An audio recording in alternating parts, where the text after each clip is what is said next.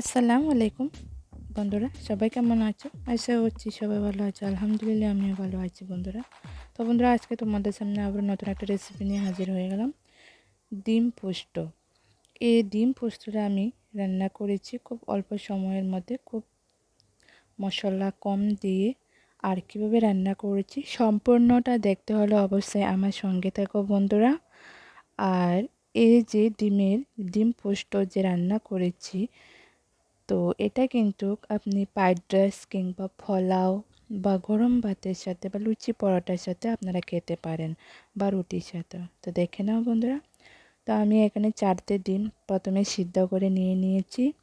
এরপর আমি এখানে 4টা পেঁয়াজ কুচি কুচি করে কেটে নিয়েছি, আর কয়েকটা কাঁচা লঙ্কা ছিঁড়ে নিয়েছি। আর এখানে সর্ষে পোস্ত বেটে নেব শিলনোড়ার মধ্যে দিয়ে দিয়েছি। তো এখানে আমি বাটা হয়ে গেছে সর্ষে পোস্ত। আর এখানে 3 টুকরো আদা নিয়েছি, সেটাও বাটা হয়ে গেছে। আর ডিমগুলো আমি ছুলে নিয়ে নিলাম, দেখে নাও বন্ধুরা। ডিমগুলো ছুলে এরপর আমি ভাজা করার জন্য ফ্রাই প্যান বসিয়ে দিলাম। তো এখানে এখন আমি সরিষার তেল দিচ্ছি। আপনারা চাইলে এখানে সাদা তেলও ব্যবহার করতে পারেন। তো তেলটা গরম হয়ে গেছে, এখন আমি একটুখানি লবণ আর একটুখানি হলুদ দিয়ে দেব। ডিমটা ভাজার আগে অবশ্যই হলুদ আর লবণ আগে দিয়ে দেবে, তো কালারটা খুবই ভীষণ সুন্দর হয়।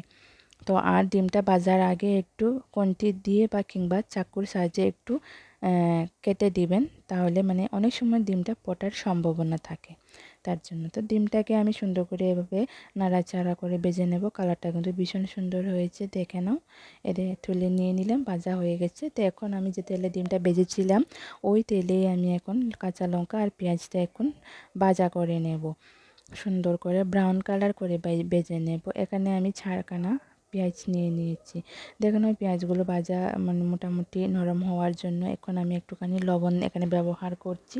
কেননা লবণ যদি আমরা পেঁয়াজটা একটুখানি মানে সেদ্ধ হয়ে ভাজা হয়ে আসার পর যদি দিয়ে দেখি পেঁয়াজটা গলে যায় ও নরম হয়ে যায়, আরও স্মুথ হয়ে যায়। তার জন্য আমরা যখনই অল্প একটু পেঁয়াজটা সেদ্ধ হয়ে যাবে তখন কিন্তু অবশ্যই লবণটা দেবে। তো আবারও আমি একটুখানি লবণ দিয়ে দিলাম বন্ধুরা। এরপরে কিন্তু আমি আর লবণ এখানে আর দেব না, একেবারে আমি দিয়ে দিয়েছি। এভাবে আমি মোটামুটি 2-3 মিনিটের মতো নাড়াচাড়া করে ভেজে নেব, লালচে করে বন্ধুরা।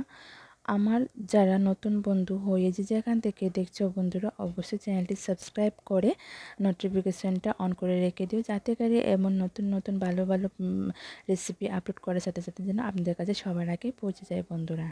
তো দেখেন এখন বেটে রাখা আদাটা আমি দিয়ে দিলাম। আদাটা দিয়ে এখন একটু ভালো করে নাড়াচাড়া করে আবারও ভেজে নেব। পেঁয়াজটা কিন্তু মোটামুটি ভাজা হয়ে গেছে, দেখে তোমরা বুঝতে পারছো। আর এখন আমি দিয়ে দেব বেটে রাখা রসুন অল্প একটু দিয়ে দিলাম, 1/2 চা চামচ। তো আপনারা চাইলেও দিতে পারেন, নাও দিতে পারেন, এটা আপনাদের অপশনাল। রসুন আর আদা, অনেক সময় রসুন আদা না দিয়েও কিন্তু রান্না করা যায়। তো আমি এখানে রসুন আদা দুইটাই ব্যবহার করছি। তো এখানে এখন ভালোভাবে সুন্দর করে নাড়াচাড়া করে ভেজে নেব।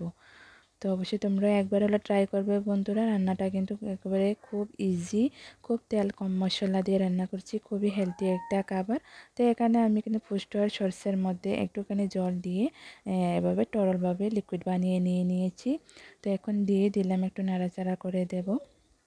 দেখে নাও, খুবই ভালো লাগে কিন্তু বন্ধুরা, একবার হলো তোমরা ট্রাই করে দেখবে, আশা করছি তোমাদের ভালোই লাগবে। বাচ্চারা থেকে বড়রা সবাই কিন্তু খেতে পছন্দই করবে, একদম হেলদি খাবার। তো এখন একটু বৃষ্টি পড়ছে, এই ঠান্ডার মধ্যে কিন্তু ভালোই লাগে খেতে। তো গরম গরম ভাতের সাথে অবশ্যই পরিবেশন করে। একটা অতিথি আসলে, একটা গেস্ট আসলো বাড়িতে মধ্যে, তখন কিন্তু ঝটপট এভাবে ডিমটা সেদ্ধ করে এভাবে রান্না করে নাও, ব্যাস জলদি বানিয়ে নাও। তো এখন আমি একটুখানি হলুদ, একটুখানি লঙ্কা গুঁড়ো, একটুখানি জিরের গুঁড়ো, একটুখানি ধনিয়া গুঁড়ো দিয়ে দিলাম। দিয়ে ভালো করে ভাজাটা মানে মশলাটা নাড়াচাড়া করে নেব বন্ধুরা। তো দেখে নাও, একটুখানি আমি আবারও ওই বাটির মধ্যে যে পোস্ত আর সরষেটা বেটেছিলাম, ওই জলটা মানে বাটির মধ্যে জলটা ধুয়ে মশলাটা ধুয়ে আমি আবারও দিয়ে দিলাম।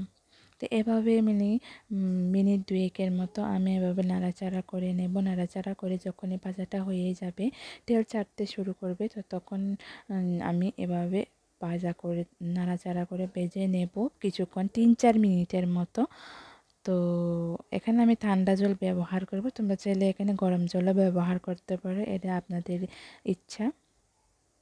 তো দেখে নাও বন্ধুরা, সরষে আর পোস্তটাকে ভালোভাবে মিক্স করে নিলাম। আর চুলার আঁচটা কিন্তু একেবারে লো ফ্লেমে রেখে দিবে বন্ধুরা, কেননা সরষে পোস্ত যেন পুড়ে না যায়, সেটা খেয়াল রাখতে হবে। তো এখন আমি জল দিয়ে দিলাম, ভালোভাবে নাড়াচাড়া করে ভাজাটা হয়ে গেছে, তার জন্য আমি জলটা দিয়ে দিলাম।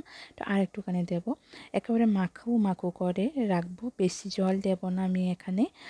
তো বন্ধুরা, তোমরা যদি দেখতে দেখতে লাইক দিতে ভুলে গেছো, অবশ্যই লাইক দিয়ে দিও।